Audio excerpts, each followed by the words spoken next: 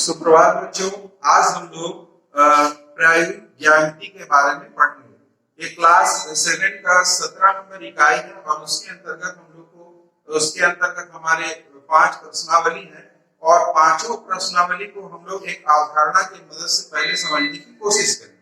इसके पूर्व हम लोग ज्यामितिक आकृतियों के बारे में, वर्ग क्या है, आयत क्या है, वृत्त क्या है, त्रिभुज क्या है, इस चीजों की जानकारी प्राप्त कर चुके हैं। तो हम लोग ये जानेंगे कि हमारा कोण और भुजा के आधार पर हम लोग त्रिभुज का निर्माण किस प्रकार करते हैं।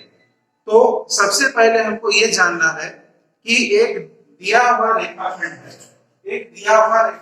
जैसे मान लीजिए कि एक AB रेखाखंड दिया हुआ है।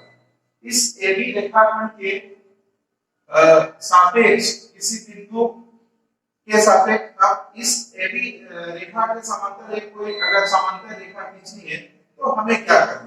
तो हम लोग क्या करेंगे, रेखाखंड AB के मध्य में कोई एक बिंदु लेंगे और इसको हम लोग यहाँ से यहाँ मिला देंगे।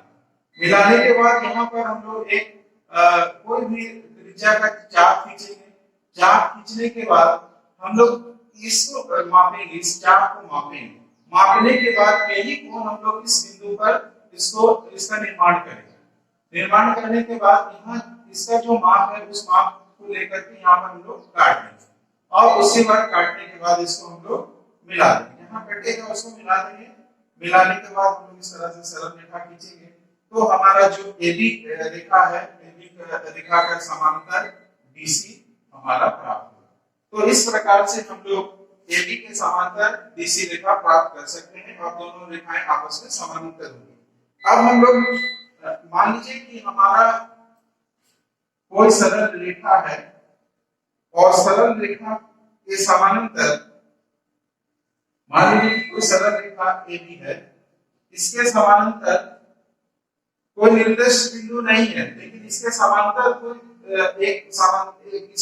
कोई रेखा खींचनी है। तब हम लोग क्या करेंगे, यहाँ पर हम लोग इसका लंब खींचेंगे। लंब खींचने के अर्थात यहाँ 90 डिग्री का कोण का निर्माण करेंगे। तो 90 डिग्री के कोण का निर्माण करने के लिए हम लोग एक बार चाप को घुमाएंगे और यहाँ पर रख करके एक बार काटेंगे। जब ये पहली बार कटता है तो ये 60 डिग्री का कोण बनाता है, दूसरी बार काटेंगे तो ये 120 डिग्री का कोण बनाएगा। पुनः जब हम काटते हैं तो उसी सरल रेखा पर आकर के गिरता है।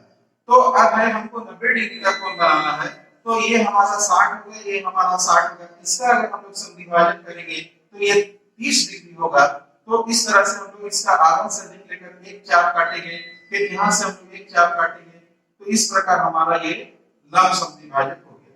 उसी प्रकार की क्रिया हम लोग यहाँ करेंगे B बिंदु पर और इसको उसी तरह से काटेंगे और इस तरह से हमें 90 डिग्री का कोण प्राप्त होगा। अब जिस माप का हमको जितने माप पर इसका समांतर रेखा खींचना है, मान लीजिए कि 4 सेंटीमीटर की दूरी पर हमको समांतर रेखा खींचना है, तो 4 सेंटीमीटर का माप ले करके हम लोग इस पर काटेंगे, इस रेखा पर काटेंगे।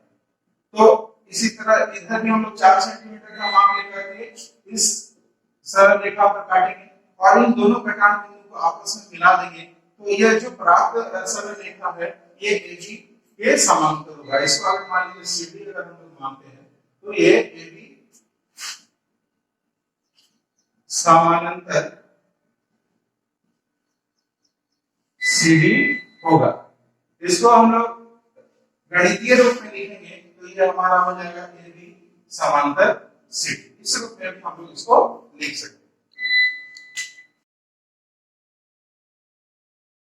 हैं। त्रिभुज के बारे में हमें और कुछ बुनियादी चीजें की जानकारी होनी चाहिए कि त्रिभुज किसे कहते हैं।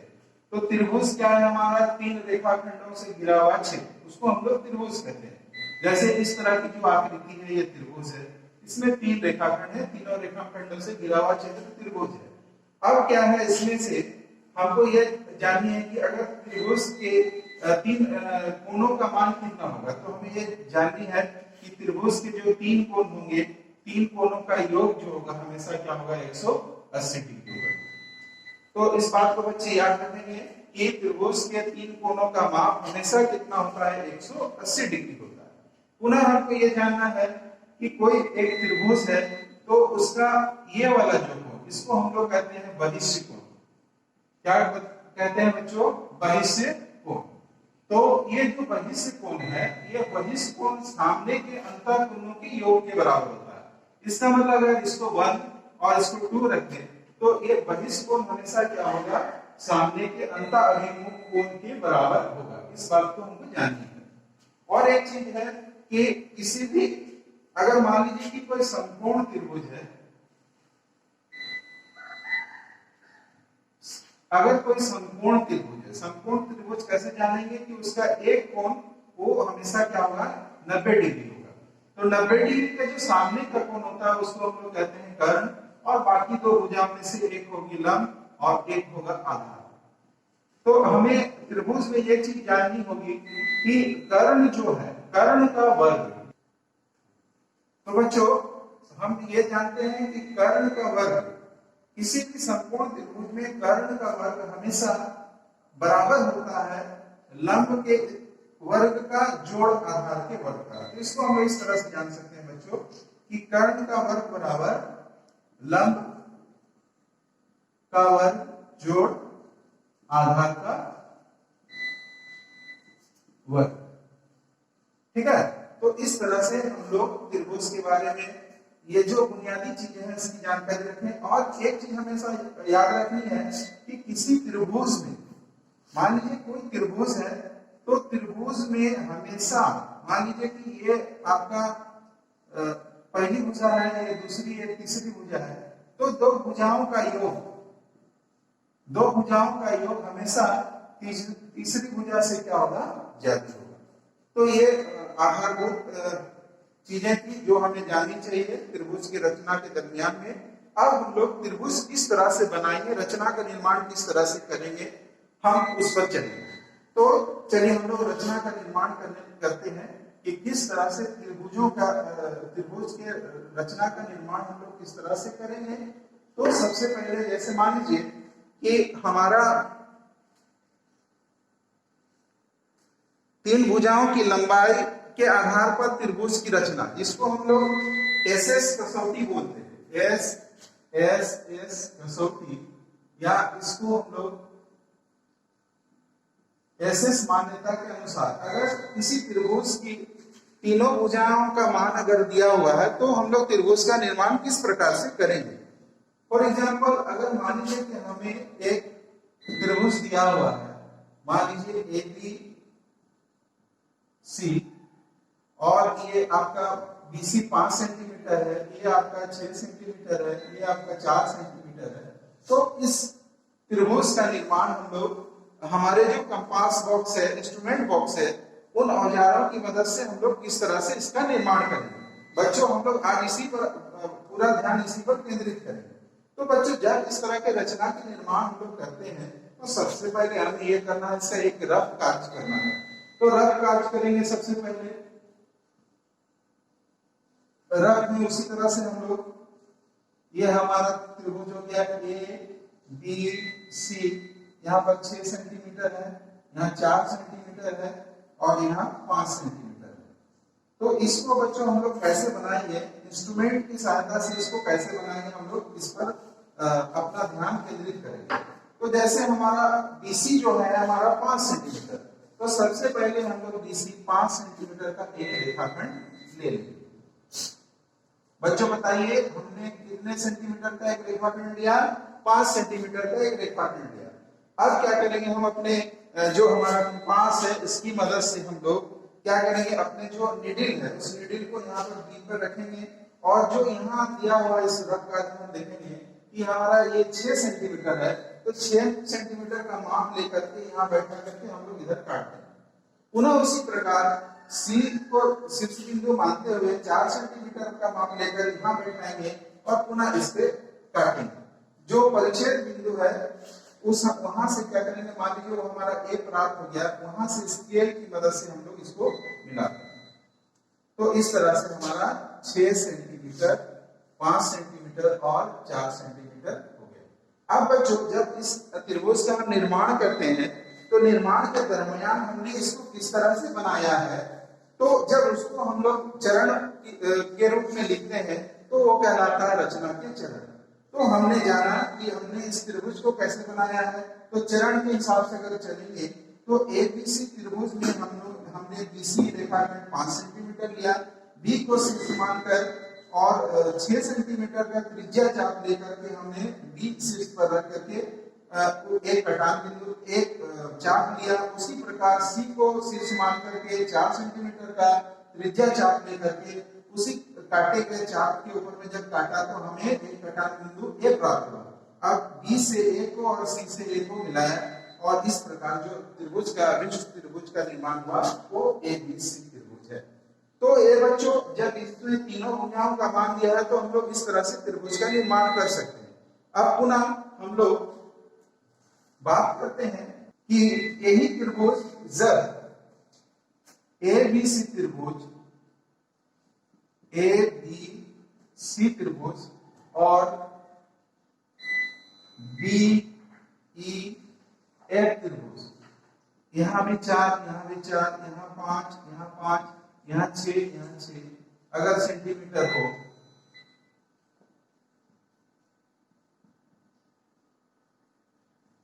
तो बच्चों यहाँ आप देखते हैं क्या देखते हैं कि एबीसी त्रिभुज की जो संगत भुजाएं हैं डीईएफ त्रिभुज की संगत भुजाओं के बराबर है। तो इस स्थिति में हम लोग कहेंगे कि हमारा जैसे ए बी के बराबर क्या है डीई है, बीसी के बराबर क्या है ईएफ है और एसी के बराबर क्या है डीएफ है। तो इसका कहने का मतलब क्या है, एबीसी त्रिभुज पूरी तरह से डीईएफ त्रिभुज के ऊपर में ढक जाता है। तो हम इसको क्या कह सकते हैं कि एबीसी त्रिभुज डीईएफ त्रिभुज के सर्वांग है। तो बच्चों हम लोग इसको इस तरह से लिख सकते हैं, ए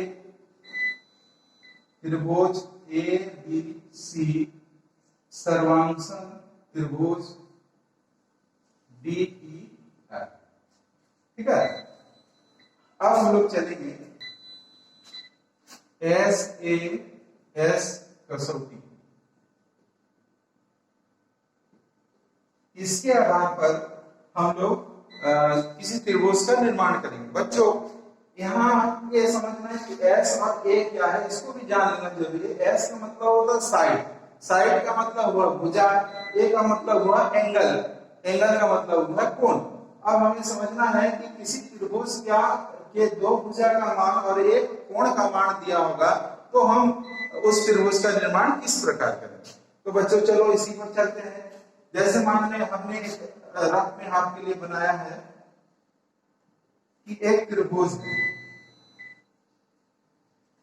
ए बी सी, इसका कोण भी जो है 60 डिग्री है और ये 5 सेंटीमीटर है, ये 5 सेंटीमीटर है और ये 4 सेंटीमीटर।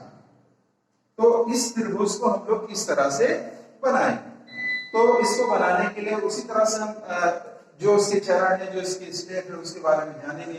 तो चलिए इस त्रिभुज का निर्माण हम लोग अपने इंस्ट्रूमेंट बॉक्स यानी कंपास के बॉक्स की मदद से हम लोग इसका निर्माण किस प्रकार करेंगे वो हम लोग जानेंगे। तो सबसे पहले आप क्या करेंगे, बीसी जो है 5 सेंटीमीटर का रेखाखंड ले लेंगे। बीसी 5 सेंटीमीटर का रेखाखंड ले लेंगे। इसके बाद बी को शीर्ष मानते हुए हम लोग एक कंपास से चाप लेंगे, अर्ध चाप ले लिया बच्चों। उसके बाद हम लोग क्या करेंगे, उसी चाप से हम लोग यहां बैठाकर इसको एक बार काटेंगे। जब हम लोग एक बार काटते हैं तो वो 60 डिग्री होता है।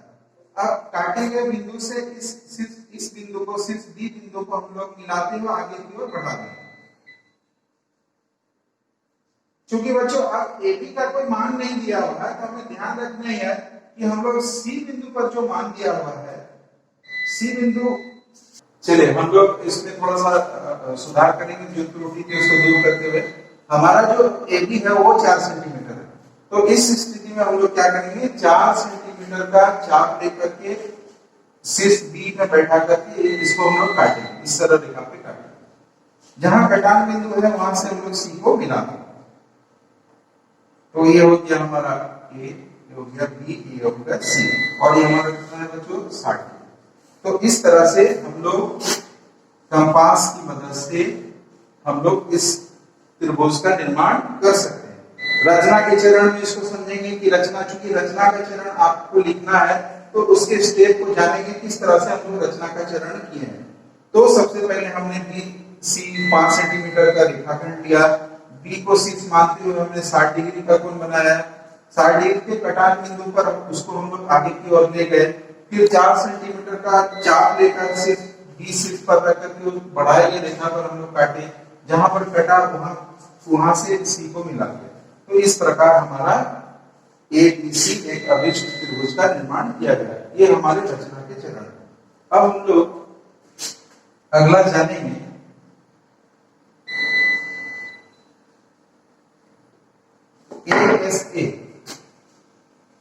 ASA कसौटी।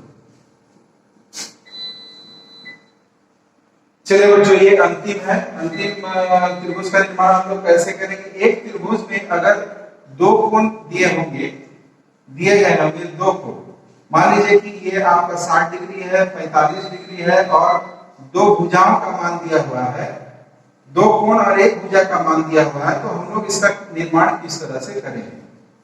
तो इसमें कुछ नहीं है बच्चों, उसी प्रकार सबसे पहले आप एक रेखाखंड ले लेंगे 5 सेंटीमीटर का, और यहाँ पर क्या करेंगे हम लोग 60 डिग्री का कोण बनाएंगे, इसको आगे की ओर बढ़ा देंगे।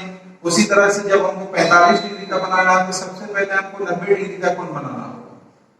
90 डिग्री का कोण बनाने के बाद इसको समद्विभाजित करना है, तो आधा से अधिक लेकर हम दोनों तरफ काट लेंगे और इसको आगे की ओर बढ़ा देंगे।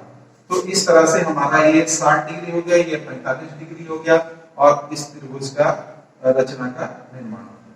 तो बच्चों, हम लोग ये जो प्रश्नावली थे इन्हीं रचनाओं पर आधारित था, और हमारा यही समाप्त होता है।